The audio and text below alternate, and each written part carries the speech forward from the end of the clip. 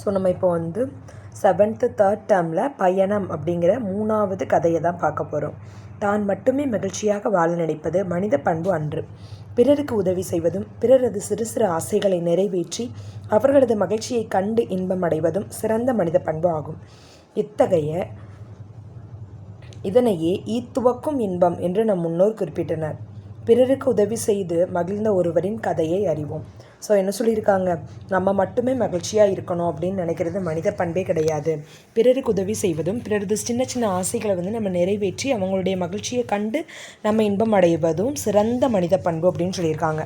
இதைத்தான் ஈத்துவக்கும் இன்பம் அப்படின்னு நம்மளுடைய முன்னோர்கள் வந்து சொல்லியிருக்காங்க அப்படின்னு சொல்லிட்டாங்க. ஸோ பிறருக்கு உதவி செய்து வாழ்ந்த ஒருவருடைய கதையைத்தான் நம்ம இப்போ பார்க்க போகிறோம். 20 ஆண்டுகளுக்கு முன்பு நடந்த நிகழ்ச்சி இது. புறநகரில் ஒரு அஞ்சலகத்தில் வேலை செய்து கொண்டிருந்த காலம். எனது 3வது சம்பளத்தில் நான் மிதிவண்டி வாங்கினேன். 180 ரூபாய். மிதிவண்டியில் ஏறி புறப்படுவது தான் என் பொழுதுபோக்கு. காற்று தழுவ ஓட்டத் தொடங்கியதுமே அப்படியே ஓட்டிக்கொண்டே இருக்க வேண்டும் போல தோன்றும். தெரிந்த ஊர்கள் தெரியாத ஊர்கள் எல்லா இடங்களுக்கும் மிதிவண்டியிலே செல்வது தான் என் பெரிய மகிழ்ச்சி.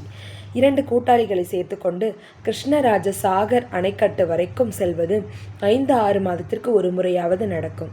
ஒரு முறை மகாபலிபுரம் சென்று வந்தோம். ஹாசன் வழியாக மங்களூரு செல்ல வேண்டும் என்பது நீண்ட கால ஆசை. வழி நெடுக காடு மலை ஆகியவற்றின் தோள்களில் என் மிதிவண்டியை உருட்டி செல்ல ஆர்வம் கொண்டிருந்தேன். அதிகாலையிலேயே கிளம்பினேன். எல்லாவற்றையும் விட்டு விடுதலையாகி வந்ததில் மனம் உற்சாகமுற்றிருந்தது. 2 நாட்களில் ஹாசன் சேர்ந்து விட்டேன். பகல் வெப்பத்தை ஈடு கட்டுவது போல் இரவில் கடும் மழை. விடியும் பொழுது குளிரத் தொடங்கிவிட்டது. ஒரே இரவில் சொல்லி வைத்த மாதிரி பருவம் மாறி போனது. மழை நின்ற பிறகு மறுநாள் பயணத்தை தொடங்கினேன். சக்லேஷ்பூர் வரைக்கும் சிறு சிறு தூறல். முகத்தில் பன்னீர் தெளித்த மாதிரி இருந்த தூறலில் நனைவது கூட மகிழ்ச்சியாக இருந்தது. நிற்காமல் சென்று கொண்டிருந்தேன்.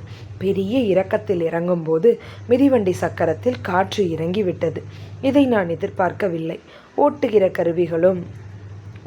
கருவிகளும் காற்றடிக்கும் கருவியும் எப்போதும் கைவசம் இருப்பதுதான் வழக்கம். இந்த முறை தன் வேலைக்காக கடன் வாங்கி எடுத்து சென்ற உறவுக்கார பையன் திருப்பி தரவில்லை. தேடி போன போது வீடு பூட்டி கிடந்தது. சரி, பார்த்து கொள்ளலாம் என்கிற துணிவில் கிளம்பிவிட்டேன். மிதிவண்டியை தள்ளிக்கொண்டு நடந்தேன். சுற்றிலும் மரங்கள். எட்டுகிற உயரத்தில் பெரிய பெரிய பலாப்பழங்களின் தொங்கலாட்டம். அதற்கு பின் தேக்கு மரங்கள், தாவும் குரங்குகள். ஆள் சந்தடி எதுவும் கண்களில் படவில்லை. எவ்வளவு தூரம் நடந்திருப்பேனோ எனக்கு தெரியாது. மழையின் வேகத்தையும் மீறி எழுந்த குரல் என்னை தடுத்து நிறுத்திய போது பாதையோரம் ஒரு குடிசை தெரிந்தது. அதன் கதவுக்கு அருகில் இருந்ததுதான் அந்த சிறுவன் குரல் கொடுத்தான். நான் குடிசையை நெருங்கினேன். ரொம்ப நேரமாக நனைஞ்சிட்டீங்க போல, எங்கன்னா நின்றுக்கலாம்ல. அவன் என்னை பார்த்து சிரித்தான். உள்ளே போய் ஒரு துண்டை எடுத்து வந்து தந்தான். மிதிவண்டியில் இருந்த என் தோள் பையை எடுத்தான். அதன் மீது இருந்த நீரை அவனே வழித்து உதறி ஓரமாக வைத்தான். அதற்குள்ளே இருந்து ஒரு நடுவயது பெண்மணி கதவருகே வந்து நின்றார். அம்மா, பாவம்மா இவரு என்று என்னை காட்டி அவரிடம் சொன்னான் அச்சிறுவன். பேச காத்திருந்த மாதிரி அச்சிறுவன் உற்சாகமாக கேள்விகளை தொடுக்க ஆரம்பித்தான். எந்த ஊர்லேருந்து வரீங்க? பெங்களூரு. மிதிவண்டியிலேவா வரீங்க? அவனால் நம்ப முடியவில்லை. நம்பாமலும் இருக்க முடியவில்லை. மீண்டும் மீண்டும் கேட்டான். அவன் கண்களில் புதுவித வெளிச்சம். மலையில் நனைந்து கொண்டிருந்த மிதிவண்டியை எட்டி தொட்டான். எவ்வளோ தூரம் இருக்கும் பெங்களூரு? 200 மைல். 200 மைலுமா மிதிச்சுக்கிட்டே வரீங்க? அவன் புருவம் உயர்ந்தது. ஏதோ ஒரு அதிசயத்தை கண்டது போல் அவன் மனமும் குரலும் குழைய தொடங்கின. அவனது அம்மா மீண்டும் உள்ளே வர சொல்லி கூப்பிட்டார். நானும் அவனும் உள்ளே சென்றோம். அவசரமாய் அவர் பழம்பாய் ஒன்றை விரித்தார். மிதிவண்டியிலே அவ்வளவு தூரம் போகலாமா? போகலாமே, அதனால் என்ன தப்பு? நான் கன்னியாகுமரிக்கே மிதிவண்டியில் போயிருக்கேன். அவன் வியப்பு ததும்ப என்னை பார்த்தான். உண்மையாவா? டெல்லிக்கு போக முடியுமா? இமயமலைக்கு? முடியுமா? ஏன் முடியாது? மனுஷனால் முடியாதது எது இருக்கு? மனசு வச்சா எங்கே வேணாலும் போய் வரலாம். வாய் பிளந்து நின்றவன் முகம் திடுமென சொண்டியது. கரகரத்த குரலில் சொல்லத் தொடங்கினான். எனக்கு மிதிவண்டினா ரொம்ப ஆசை. ஆனால் அம்மா வாங்கி தரமாட்டேங்கிறாங்க என்றான் அம்மாவின் பக்கம் கையை காட்டியபடி. ஏன்பா, வாயை வச்சுட்டு சும்மா இருக்க முடியலையா என்றார் அவர். சிறுவன் குனிந்து கொண்டான். எனக்கு நொடியில் நிலைமை புரிந்தது.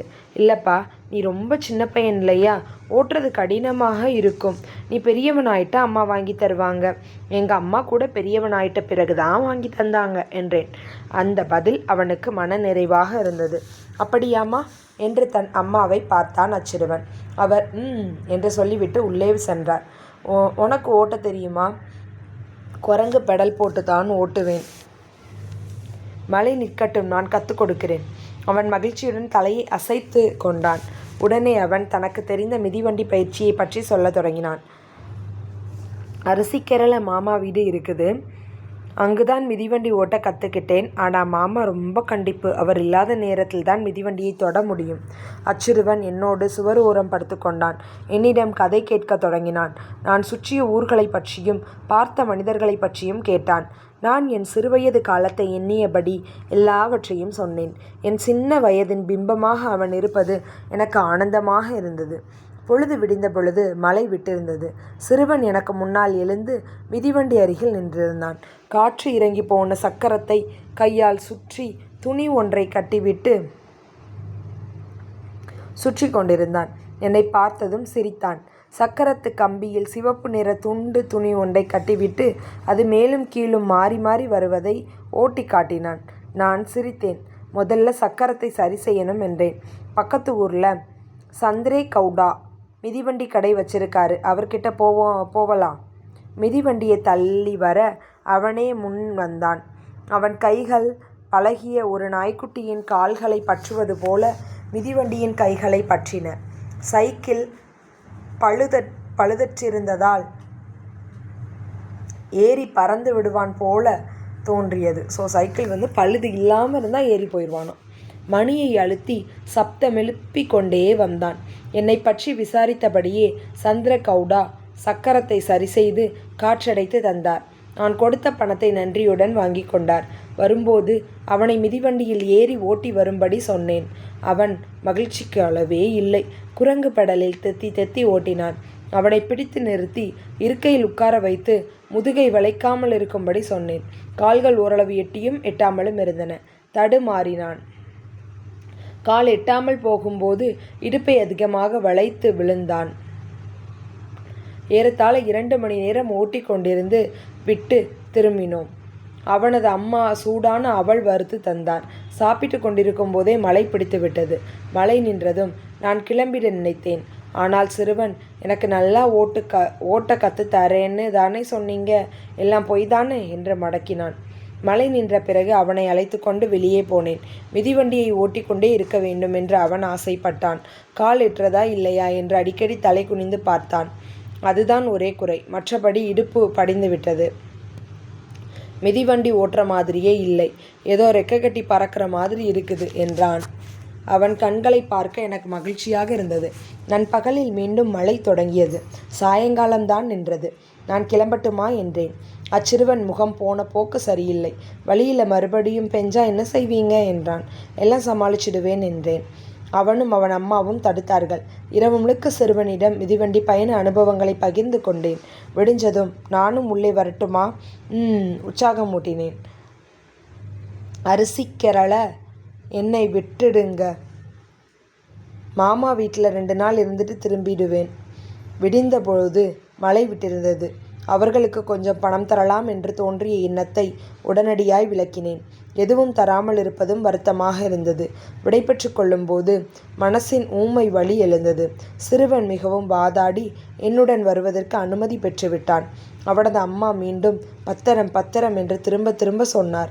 அவரது அக்கறையும் கவலையும் என்னால் புரிந்து கொள்ள முடிந்தது. நாங்கள் புறப்பட்டோம். அவன் பின்னால் உட்கார்ந்து கொண்டான். அந்த சூழல் மிகவும் மகிழ்ச்சியூட்டுவதாக இருந்தது. பெரிய பெரிய மரங்கள், குன்றுகள். சிறுவன் பேசியபடியே வந்தான். மிகவும் தயங்கி நான் கொஞ்சம் ஓட்டட்டுமா என்றான். நான் இறங்கி சிறிது நேரம் அவனிடம் தந்தேன். கொஞ்ச தூரம் போய்விட்டு மீண்டும் வருமாறு சொல்லிவிட்டு ஒரு மரத்தடியில் உட்கார்ந்தேன். அவன் திரும்பி வந்ததும் எங்கள் பயணம் தொடர்ந்தது. 10-15 மைலுக்கு அப்புறம் மீண்டும் அவன் ஓட்டினான். வழியில் உணவகம் ஒன்றில் சாப்பிட்டோம். அரிசிக்கரை நெருங்கியதும் வீடுகள் தென்பட்டன. வாகனங்களும் மனித நடமாட்டமும் தெரிந்தன. 3 நாட்களுக்கு அப்புறம் மனித நடமாட்டத்தை பார்த்தபோது மனம் கிளர்ச்சியுற்றது. இன்னும் கொஞ்ச தூரம் தான் எங்கள் மாமா வீடு, அது வரைக்கும் நானே மிதிவண்டியில் போயிட்டு வரட்டா? கொஞ்ச நேரம் அவங்க மிதிவண்டியை தொட்டுட்டா என்ன கத்துவாங்க தெரியுமா? இப்போ அவங்க முன்னால் நான் போய் இறங்கினதுமே அதிசயப்படுவாங்க. அது வரைக்கும் போய் வரட்டா? அவன் உற்சாகத்தை குலைக்க விருப்பமில்லை. சரி என்றேன். பார்த்து என்று எச்சரிப்பதற்குள் அவன் பாய்ந்து விட்டான். நான் தேநீர் குடிக்கச் சென்றேன். குடித்துவிட்டு வெளியே வந்து அவனுக்காக காத்திருந்தேன். சாலை மிகவும் பரபரப்பாக இருந்தது. வேகமாக செல்லும் வாகனங்கள், மஞ்சள் துணி போர்த்திய ஆட்டோக்கள், லாரிகள். நான் சட்டென அச்சிறுவனை பற்றி யோசித்தேன். அவன் குடும்பம், அவன் ஆசை, அவன் வேகம் எல்லாமே மனசில் அலைமோதின. சட்டென ஒரு முடிவு எடுத்தேன். அவசரமாய் தெரு மூளை வரைக்கும் தான்.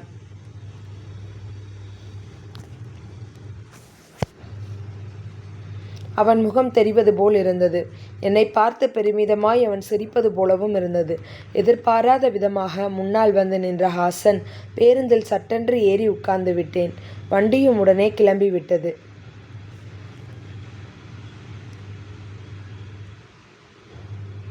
பா. வண்ணன் சிறுகதை, கவிதை, கட்டுரை என பல்வேறு வகையான இலக்கிய வடிவங்களில் எழுதி வருகிறார்.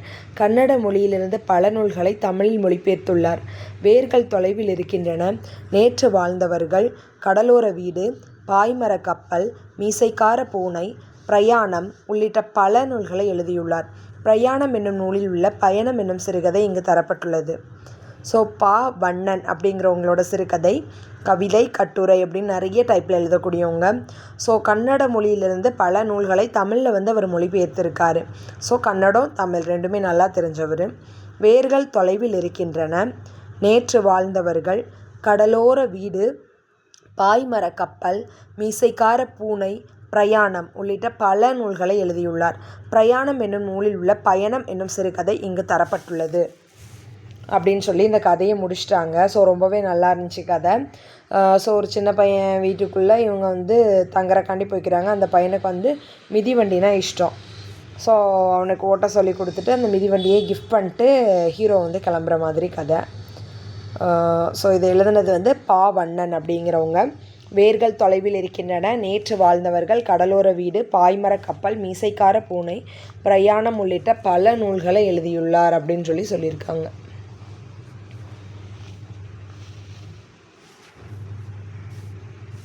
பிரயாணம் என்னும் நூலில் உள்ள பயணம் என்னும் சிறுகதை இங்கு தரப்பட்டுள்ளது.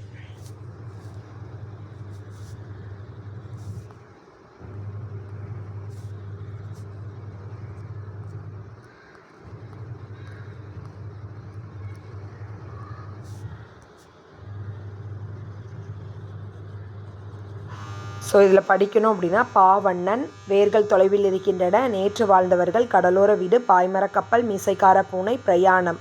ஸோ பிரயாணமில் பயணம் அப்படிங்கிறதா இந்த சிறுகதை. Thank you friends.